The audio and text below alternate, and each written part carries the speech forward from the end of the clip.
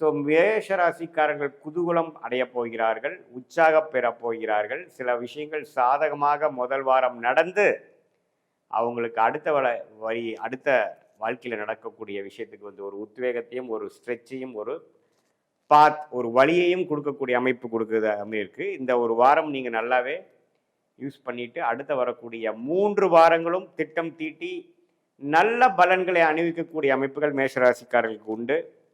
அதே சமயத்தில் சூரியன் பார்த்தீங்கன்னா 16ஆம் தேதி வந்து ராசி 2ஆம் இடத்துல இருக்கக்கூடிய சூரியன் 3ஆம் இடத்துக்கு போகிறார், போய் குருவோட சேர்றார். ஸோ குரு வந்து ஆல்ரெடி 3ஆம் இடத்துல மிதுனத்தில் இருக்கக்கூடிய இடத்துல போய் சூரியன்கிற 5ஆம் வீட்டதிபதி ராஜோகாதிபதி சேருவது மிகவும் அருமை.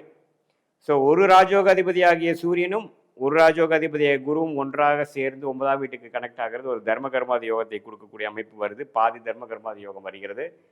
ஸோ நல்ல ஒரு யோகங்கள், பாக்கியங்கள், சொத்து பத்துக்கள், பூர்வீகத்தில் சில பிரச்சனைகள் தீர்வது, வரவேண்டிய சொத்துக்கள் வருவது, அரசு விஷயத்தில் லாபம் பெறுவது, சாதகமான அமைப்பு பெறுவது, அது மாதிரி ஒரு அருமையான பலன்கள் கொடுக்கக்கூடியது செகண்ட் ஹாஃப்லேருந்து வரக்கூடிய அமைப்புகள் உண்டுங்க.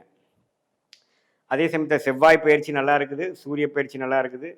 புதன் பார்த்தீங்கன்னா ஜூன் 7ஆம் தேதி 6ஆம் தேதிக்கு மேலே பார்த்தீங்கன்னா ரிஷபத்தில் இருக்கிறது வந்து 3ஆம் இடத்துக்கு இடம்பெயர்கிறார். 3ஆம் இடத்துக்கு இடம்பெயர்ந்து குருவோட சேர்றார். ஸோ அதுவும் ஒரு அருமையான ஒரு விஷயங்கள். மாணவர்கள்லாம் பார்த்தீங்கன்னா ஜூன் மாதம் நல்ல ஒரு அவங்களுக்கு பிடிச்ச ஒரு படிப்பு ஜாயின் பண்ணுறது, நல்ல ஹையர் கோர்ஸ் ஜாயின் பண்ணுறது, அவங்களுக்கு ஏற்ற சில உயர் படிப்புகளை தேர்ந்தெடுத்து அதில் ஒரு நல்ல ஒரு அமைப்பு, நல்ல ஒரு கிளாரிட்டி, நல்ல ஒரு இன்ட்ரெஸ்ட்டு, அது மாதிரி விஷயங்கள் பெறுவது, காம்படேட்டிவ் எக்ஸாம்ஸ், கவர்மெண்ட் எக்ஸாம்ஸ் எழுதுகிறவங்களாம் நல்லா பெர்ஃபார்ம் பண்ணுறது. ஏன்னா புதன் பார்த்தீங்கன்னா ஆட்சி பலத்துக்கு போகிறார், திக்பலமும் பெறுகிறார் குருவின் சேர்க்கையால். ஸோ அதனால் அருமையான ஒரு அமைப்பு பெறக்கூடிய அமைப்பு இந்த சூரியனுக்கும் புதனுக்கும் குறிப்பாக ஒரு செகண்ட் ஹாஃப்லேருந்து நல்லாவே கிடைக்கிறார். அதுக்கப்புறம் 2025 ஜூன் 22ஆம் தேதிக்கு அப்புறம் பார்த்தீங்கன்னா புதனே பார்த்தீங்கன்னா கடகத்துக்கு வரார்.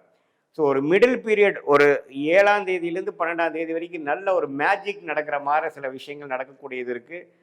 ஸோ மேஷராசிக்கு ஜூன் மாதம் பார்த்தீங்கன்னா பல விஷயங்கள் நன்மை கொடுக்கக்கூடிய விஷயங்கள், எதிர்பார்க்கக்கூடிய